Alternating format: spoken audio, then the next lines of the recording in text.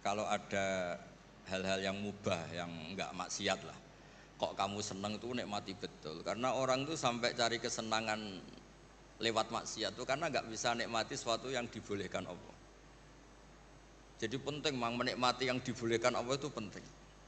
Saya dulu itu ya janggal melihat bapak, apalagi Mbah Mun guru saya itu sering guyon, sering ceria, kadang semalaman tuh gojol-gojolkan sama teman-temannya.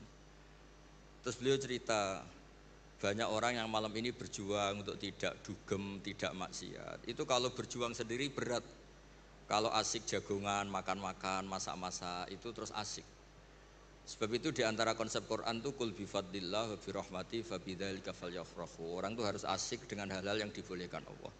Itu sebabnya saya menyaksikan sendiri guru-guru saya, bapak saya, biku, semuanya orang-orang yang ceria. Karena bisa ceria dengan hal yang enggak maksiat itu luar biasa, apresiasi Allah Ta'ala itu luar biasa.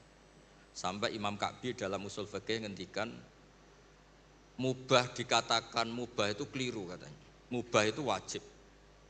Karena itsmamin mubahin illa wa yatahaqqaqu bihi tarku haramimma. Fayalzamu minas sukun tarkul qatli wa minas sukut tarkul qadhaf. Mubah sesuatu yang boleh hakikatnya adalah wajib. Karena ketika kita melakukan mubah artinya meninggalkan keharaman. Sementara meninggal haram itu adalah wajib. Jadi mbak ini bisa nikmati cengkrama sama teman-teman, pak-pak, terus beberapa mas-mas mahasiswa itu enggak perlu nikmat nunggu lihat pornografi, lihat maksiat, sehingga Anda tidak berkebutuhan pada hal yang dibenci Allah. Itu luar biasa. Itu hebatnya Nabi ngendikan wa qurratu aini fi sholat. Saya kalau sudah sholat tuh nyaman, asik. Dulu itu banyak orang yang janggal sama saya itu sering belajar, sampai sekarang belajar. Itu dulu ya istri saya itu rival beratnya itu katanya kitab saya. Tapi alhamdulillah enggak dibakar.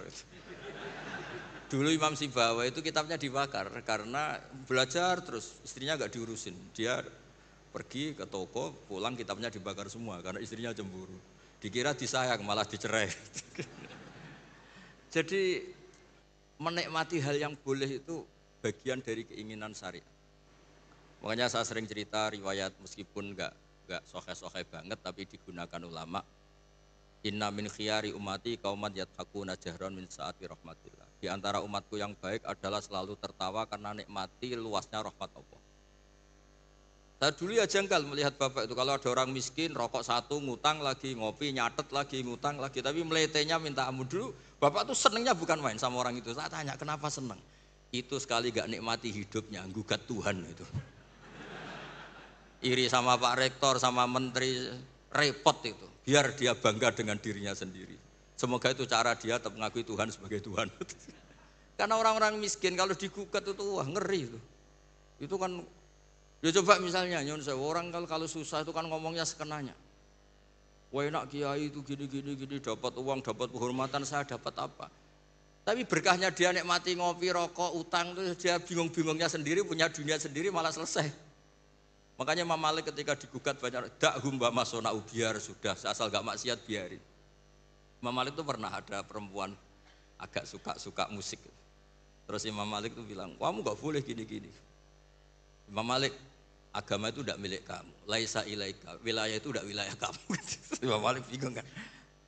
Jadi kita mohon semohon-mohonnya. Makanya Nabi ngintikan wa qurratu aini bis sholat.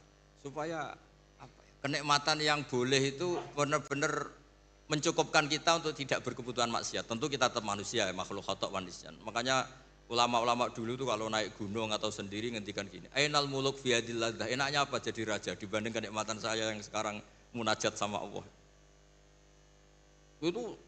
Itu solusi yang paling real, karena kalau kita pakai solusi itu haram, itu apa nanti dianggap ketinggalan zaman.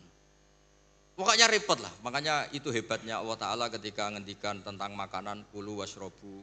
Ketika cerita buah-buahan mata allakum wali an'amikum, kamu nikmati supaya diharapkan dari menikmati yang boleh itu kemudian kita tidak berkebutuhan mendapat nikmat lewat apa?